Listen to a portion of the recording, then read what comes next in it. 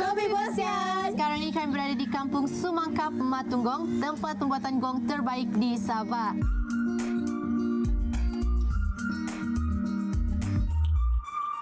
Dan ini adalah pembukaan episod kali ini.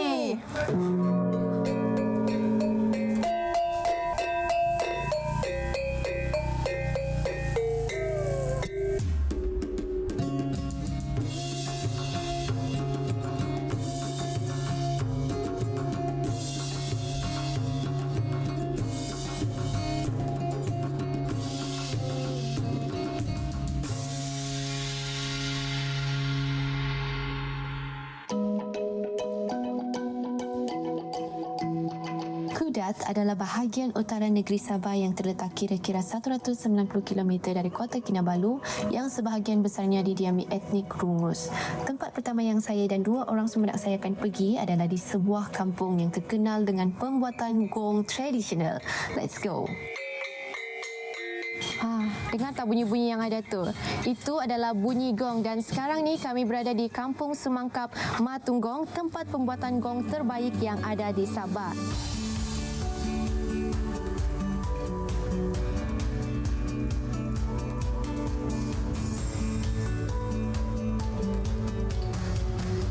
Dan perjalanan untuk ke tempat ini mengambil masa selama 3 jam lebih daripada kota Kinabalu. Dan daerah kecil Matunggong ini terletak di tengah-tengah kota Marudu dan juga Kudat. Dan hari ini kita akan bercerita lebih lanjut tentang gong bersama dengan Kak Selena, owner kedai ini. Jom. Hai Kak Selena. Hai Dina Auni. Hello. Okay. Dan Dina Auni, kalau kamu tahu, daerah kecil Matunggong ni majoriti penduduk sini adalah berbangsa Rungus. Oh. Ya, untuk kamu dengar bahasa Rungus, kita suruh Kak Selena perkenalkan diri dalam bahasa Rungus. Boleh kah? Okey. Okey. Ngaranku Salina, mantan kampung Sumangkap daripada pembuatan gong. Sinilah tempatnya. Kamu tahu kah orang selalu main gong ni untuk apa? Untuk apa? Coba kamu tanya Kak Selena. Untuk apa kakak? Kegunaan dia ni untuk macam kawin. Untuk kawin. Untuk kawin, antaran kawin. Ya. Kota Mandia selepas menuai padi bulan 5, pesta kamatan. Berapa lama dia ambil masa untuk buat satu gong?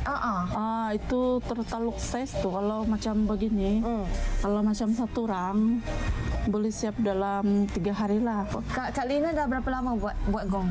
20 tahun sudah. 20 tahun? 20 tahun. Maksudnya sekarang ni Kak Lina berapa umur sudah?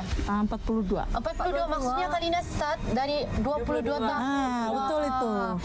Dan Dina, Auni, kalau kamu tahu setiap daerah ada berlain-lain cara pukulan tahu. Betul kan Kak Selena? Betul. So lain-lain irama lah. Ya, betul. Membezakan lain-lain punya daerah. Menarik. Sekarang kita boleh tengok Kak Selena pukul. Kita tengok cara pukul dia. Ini gong kami panggil tawag. Kalau kaum Rungus nama dia tawag.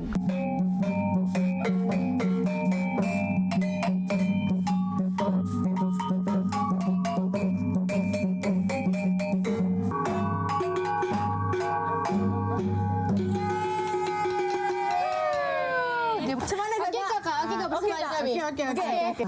Tapi sebelumnya kita belajar dulu Kak. Lepas kami belajar, kami buat satu set. Boleh tak Kak? boleh. Jom kita belajar dulu buat.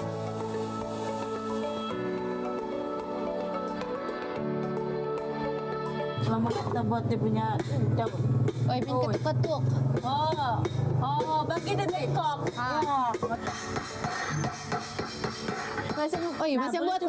Kau kenapa macam buat lagu tu? Teng teng teng teng teng teng teng teng teng. Kalau buat gong ni, buat gong pun mesti ada irama. Masa dulu dia keluarkan. Coba Dina.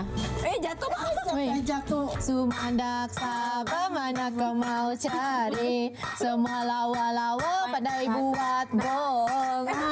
Gitu kan Dina? Iya.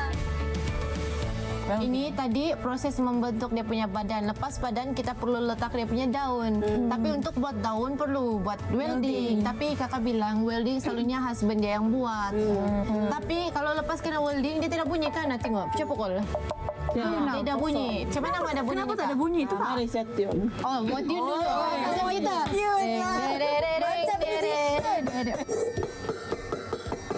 Dia punya bunyi. Oh ya. Nak pukul. Coba saya pukul. Ini bunyi dia apa? Tinggi. Tinggi. Dia tinggi. rendah. Kalau apa lagi kan? Kalau tadi tinggi di sini, kalau rendah di sini.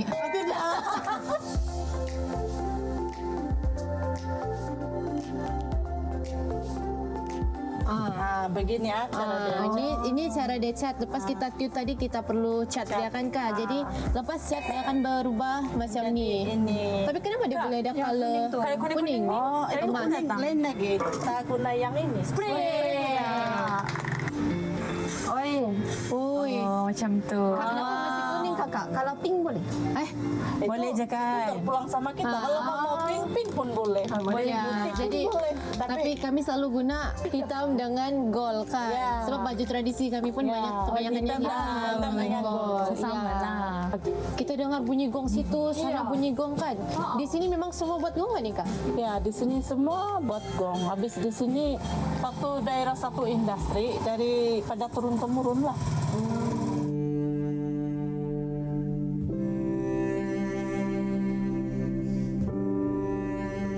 Jadi kakak ada harapan kan macam contohnya untuk generasi-generasi yang seterusnya patut orang melibatkan diri untuk meneruskan ini pembuatan gong.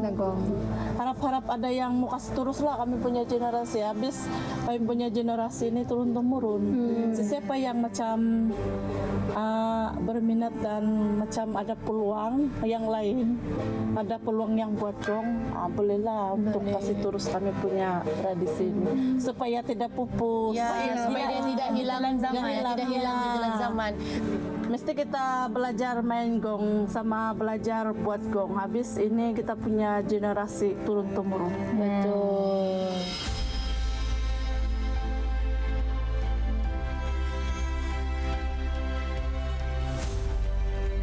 Jadi thank you so much Kak Selina sebab peluangkan masa ajar kami main gong. Lepas tu layan kami punya gaya yang bising-bising Kak Selina. Terima kasih Kak Selina.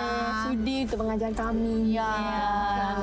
Kak Selina, orang ada prepare cara mau cakap terima kasih ke dia. Cuba kita dengar lah macam mana orang cakap terima kasih.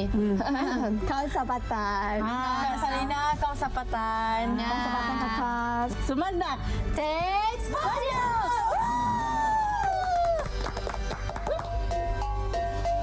Seni pembuatan gong ni buat saya lebih menghargai akan permainan, alunan bunyi serta adat dan budayanya secara menyeluruh. Lebih-lebih lagi bila dikongsi pengalaman ni dengan Dina dan juga Auni yang mudah terhibur. And saya sempat beli gong kecil sebagai sagu hati. Nak pakai untuk apa? Nanti kita tengok.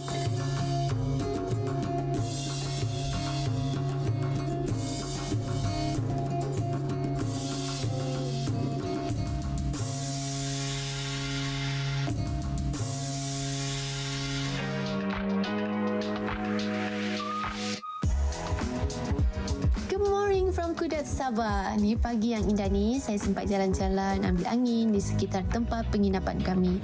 Tapi kenapa saya jalan seorang sebab Dina dan Auni ni diorang penat sangat sampai tak boleh bangun tidur. Kalau alafon tak boleh pakai, saya ada satu cara nak bangunkan diorang.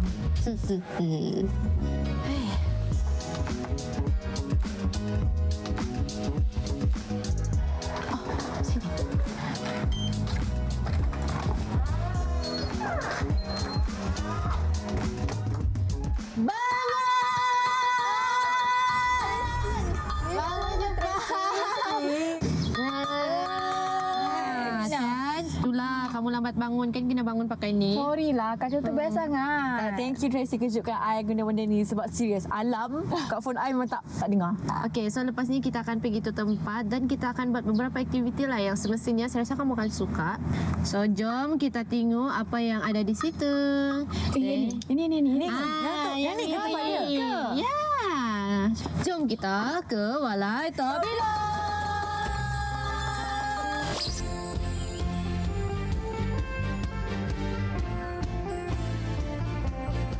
Dina, Oni, cepat!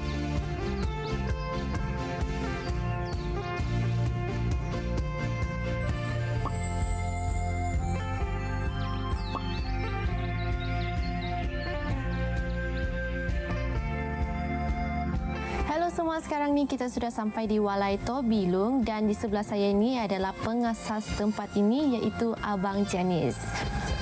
Hai Hai Abang Janis. Ya, hello. Ya, selamat datang. Thank you sebab welcome kami di sini kan.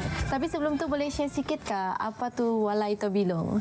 Walai Tobilong ini bermaksud rumah tradisi. Rumah tradisi. Jadi Walai Tobilong maksudnya rumah tradisi etnik Tobilong. Tobilong. Ya, dusun Tobilong ini merupakan salah satu etnik di bawah KDM. KDM. Yang KDM tu apa? KDM itu Kadazan Dusun Murut. Walai Tobilong ini merupakan salah satu tempat di mana kita aktiviti utamanya adalah untuk memelihara budaya dan warisan etnik Tobilong.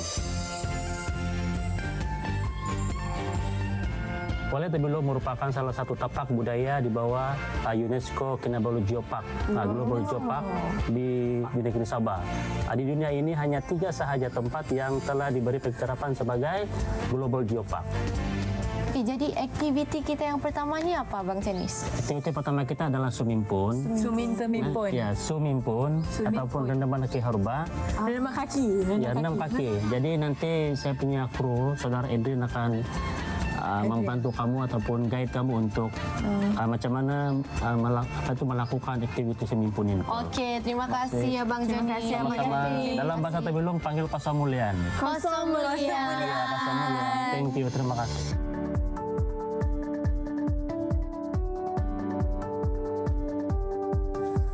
Okey, itu pengetahuan kamu. Inilah si Adrian, dia yang akan bawa kita untuk cari herba.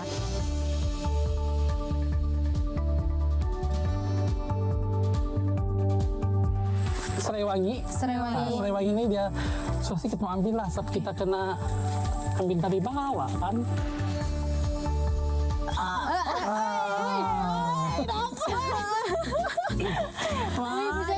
Berjaya juga kau Jap, ada sekarang enggak? Ada serang enggak? It's okay.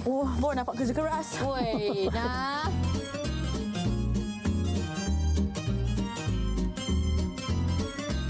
Adrian bilang daun yang itu atas. Daun yang satu ada di sini pula. Tawawo. Okey. Untuk 3 orang ni. Betul kan Adrian? Betul Ya, kan? betul. Okey, betul. Kita potong di sini. 1, 2, 3. Entah. Coba ini. Oh, itu kan dia masih ada bau-bau. Oh, Tuh, akar dia masih bau herba. Ini mencabar sikit sebab dia tinggi. Ya. Tapi tidak apa. Sebab si Adrian bilang dia mau lompat. Ya. Ya, ini dia daun tangkon. Daun tangkon. Dina, ni. Ya. Sini daun sirih. Jap. Apa lah daun buat pergi tengok bunga lah. Apalah. Cantik. Sorry. Bunga tu cantik sangat. Ini daun sirih. Yang ini. Mana? Oh, dah ambil dah. Sirih. Ya, sudah ambil. Sementara si Adrian rebus ini herba-herba semua, kami akan main permainan tradisional.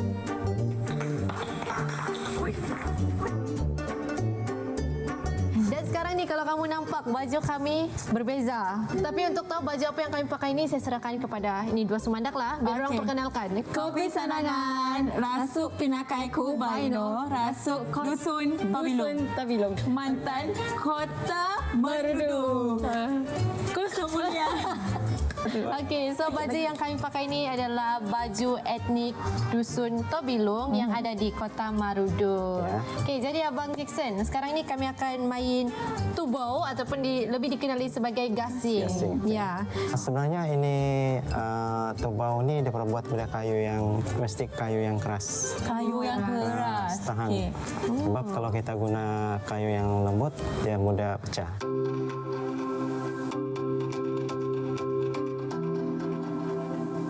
Ya, Bang. Wih. Wah. 1, 2, 3.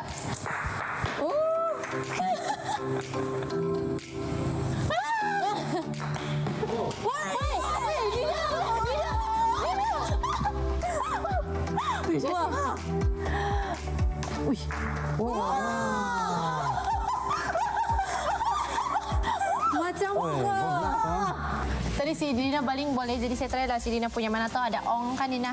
1, 2, 3.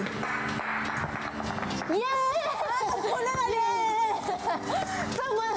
Kamu nampak kan tadi? Epic, terguling-guling. Nampak tak? Wah, Saya sangka akan menimbul macam tahu ni. Berat juga lah.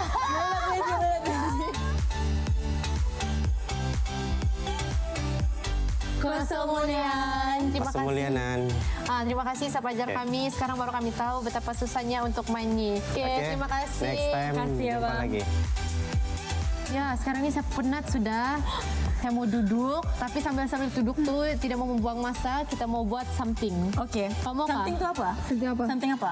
Something yang melibatkan pakaian kita sekarang ni. Oh.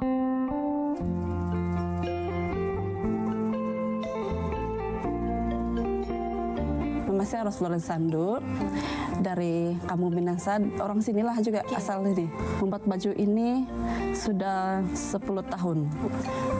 Masa itu saya tidak berminat langsung. Tapi bila anak saya sudah membesar dan dia berminat, time itu ikut Ratu Fashion dan ya, dia berminat. Jadi dalam pikiran saya bagus ya belajar membuat baju tradisi Tebilung, saya bilang. Start sanalah. Kak, kenapa lain-lain corak? Oh, Tebilung ini ada 4 jenis langkit. Yang pertama yang ini, corak Kinurut Lopung. Kinurut Lopung. Ini corak kedua Tinukad Tukad. Dia macam bentuk bintang-bintang juga di sini. Dan macam dia tangga. Iya, ada tangga.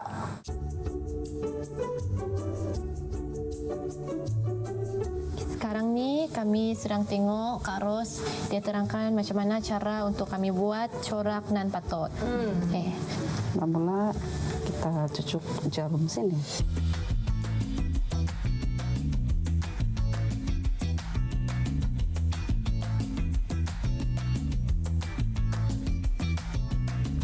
Okey, sekarang ni saya kasih mati dulu jahitan dia. Sebab tadi kan kita sudah tukar color. macam tu je? Macam ni je. Lepas tu boleh guntingkan. Gunting je. Gunting. Okey, boleh. Kami sudah belajar pasal corak yang paling senang lah, corak nan patot. Corak cincin kan? Ya, dan selebihnya nanti Kak Ros yang akan buat lah. Okay, so thank you so much Kak Ros. Kami banyak belajar dan dapat banyak benda dengan Kak Ros. Jom kita pergi kejap. Thank you Kak Ros. Sambung lagi. Thank you. Sama.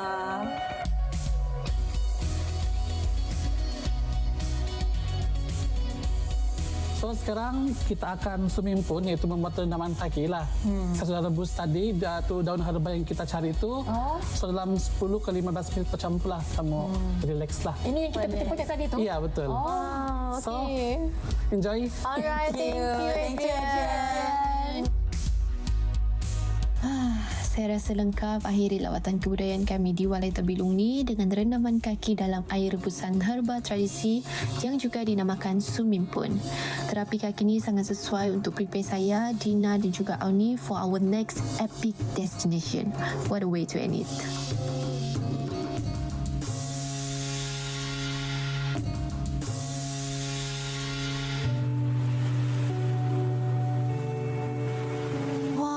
Segarnya udara di sini. Tengok di sekeliling saya ini ada pokok-pokok, ada pemandangan yang cantik. Lepas tu tadi saya dengar bunyi ombak lagi. Kamu tahu tak kita di mana sekarang ni? Sekarang ni kita berada di The Tip of Borneo. Wah.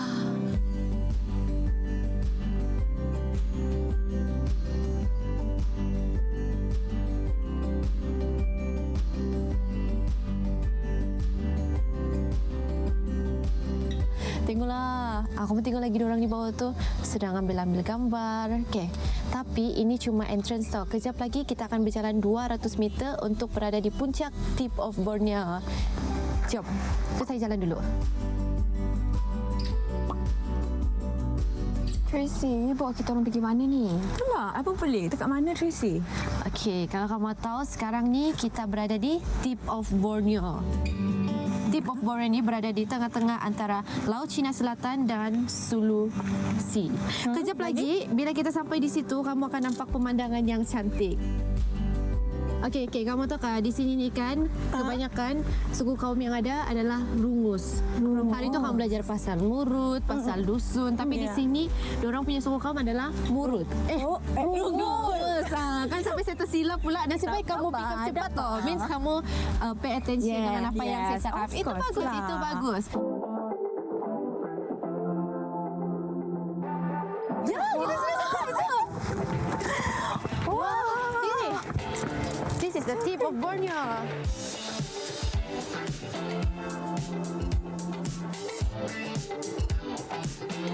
Wah, tengok ni. Ini adalah peta Sabah. Peta Sabah dan kita berada di tip of Borneo. Di atas tu. Atas tu. Jakarta kat situ. Singapura Kuala Lumpur kat situ. sini. Lambai mama. Lambai mama tu. Aduh. Sampai terhantuk kepala saya ni. Au ni. Cantiknya. Oh my God. Ada sunset dekat situ, Dina. Ya Allah. Tengok air laut tu. Air Saya laut tak tu. percaya, bah. Air laut biru, Dina. Tengok lah.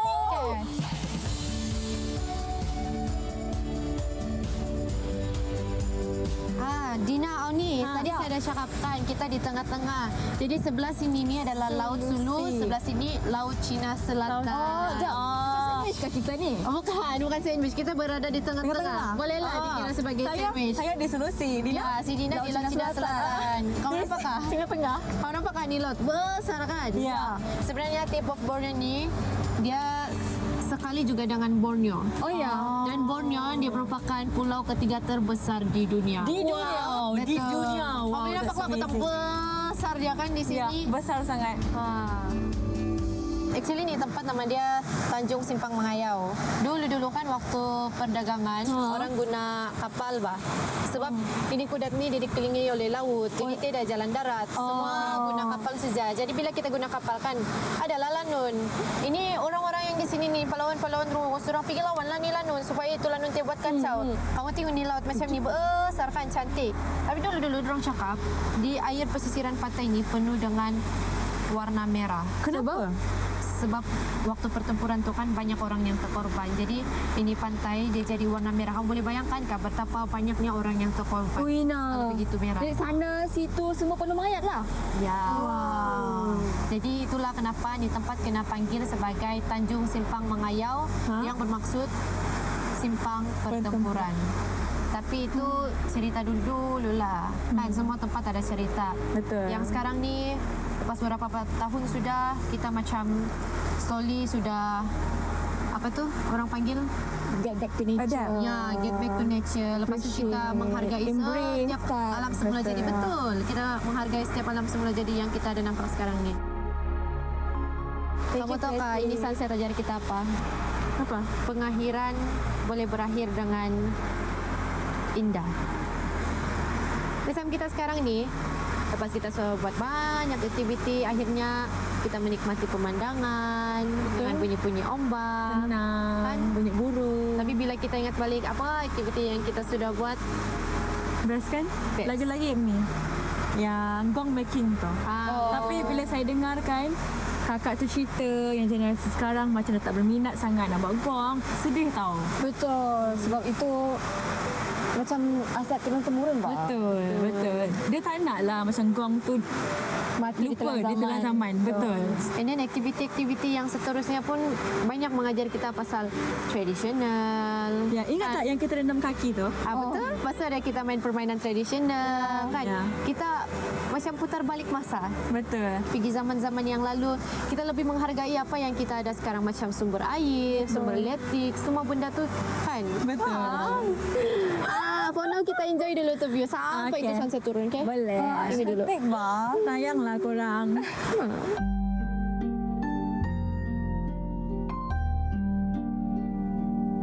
Jadi pengembaraan kami di Kudat ni berakhir dengan pemandangan yang cantik, dengan sunset, tapi at the same time kami ada bulan juga di sini.